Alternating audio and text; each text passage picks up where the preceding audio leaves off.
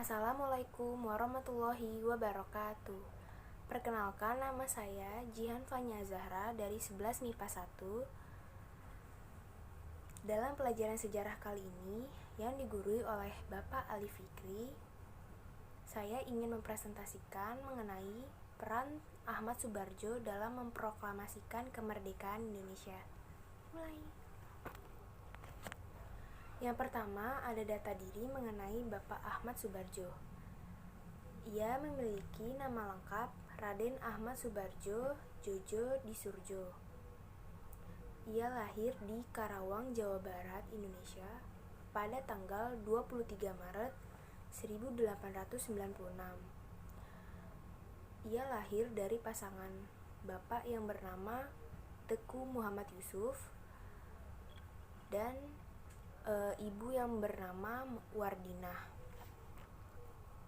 Kakek dari pihak ayah bernama Ule Balang, seorang bangsawan dan ulama di wilayah Leuputu. Sedangkan ayah Ahmad Soebardjo, Teku Muhammad Yusuf, adalah pegawai pemerintahan dengan jabatan Mantri Polisi di wilayah Teluk Jambe, Karawang. Ibu Ahmad Soebardjo ini memiliki keturunan Jawa Bugis dan anak dari Camat Teluk Kagung, Cirebon. Selanjutnya ada pendidikan yang ditempuh oleh Ahmad Soebardjo. Ahmad Soebardjo menempuh pendidikan dasar di Sekolah Rendah Eropa 3 atau 3E Europe Large School. Setelah itu, Ahmad Soebardjo pindah ke Sekolah Rendah Pertama B di Schoolweg Pasar Baru. Kemudian, Ahmad Soebardjo melanjutkan pendidikan setara SMA di Hochberger School, Jakarta pada 1917. Kemudian, Ahmad Soebardjo melanjutkan pendidikannya di Universitas Leiden, Belanda, dan memperoleh ijazah setara sarjana hukum, yaitu Master in the Rechten tahun 1933.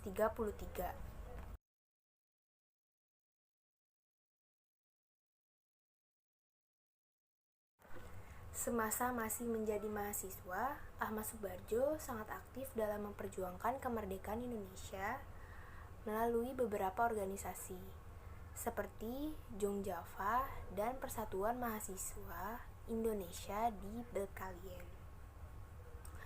Yang kedua, dalam bidang pendidikan, Ahmad Soebardjo merupakan profesor dalam bidang sejarah perlembagaan dan diplomasi Republik Indonesia di Fakultas Kesusasteraan Universitas Indonesia.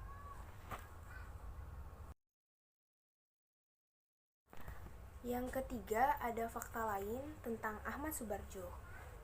Yang pertama, ia adalah anak seorang bangsawan yang berintelektual tinggi. Yang kedua, Ahmad Soebardjo aktif dalam memperjuangkan kemerdekaan sejak masih berkuliah. Yang ketiga, Ahmad Soebardjo memiliki sikap bijaksana dalam memperjuangkan kemerdekaan. Yang keempat, Ahmad Soebardjo memiliki peran penting dalam momen detik-detik proklamasi 1945. Yang kelima adalah kehidupan Ahmad Soebardjo setelah proklamasi dan kemerdekaan Indonesia. Ahmad Soebardjo menjabat sebagai Menteri Luar Negeri selama 4 bulan. Kemudian, ia bergabung menjadi Badan Penasehat Panglima Besar bersama Sumantri, Iwakusuma, dan Ki Hajar Dewantoro. Pada akhir bulan Juni 1946, beliau ditangkap oleh pemuda sosialis Indonesia dan pindah dari penjara ke penjara yang menjadikan momen ini sebagai peristiwa 3 Juli 1946. Kejadian ini merupakan perebutan kekuasaan yang sekaligus juga menjadi alasan Ahmad Soebardjo memberi tambahan nama di belakangnya menjadi Djojo Disurjo.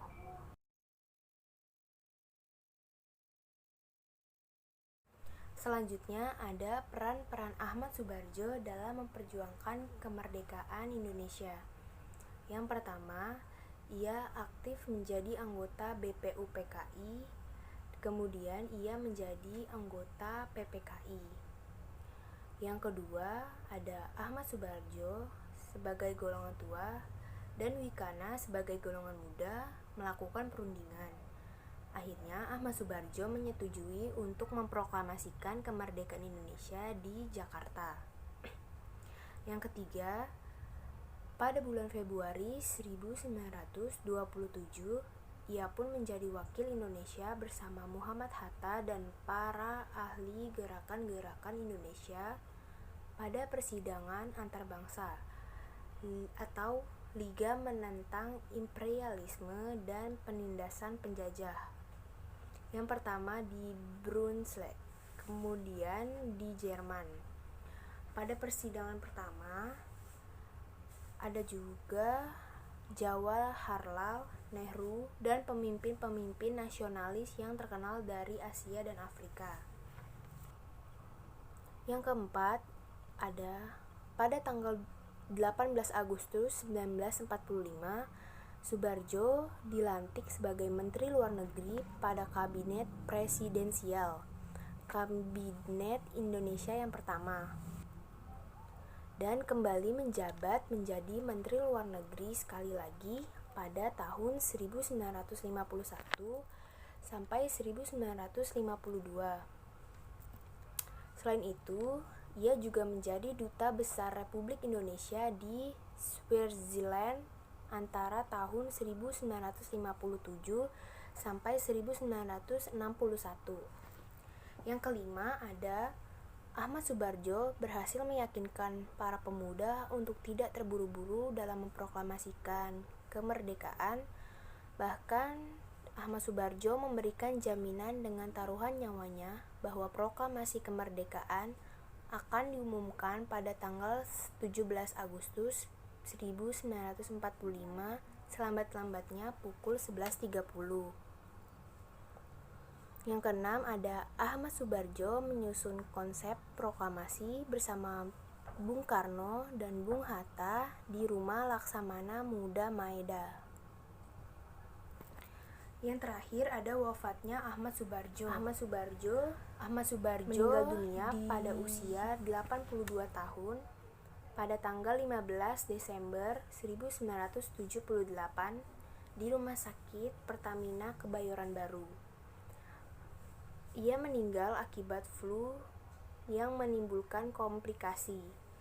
Ia dimakamkan di rumah peristirahatannya di Cipayung, Bogor. Pemerintah mengangkat almarhum sebagai pahlawan nasional pada tahun 2009. Sekian yang dapat saya sampaikan, kurang lebihnya mohon maaf. Terima kasih.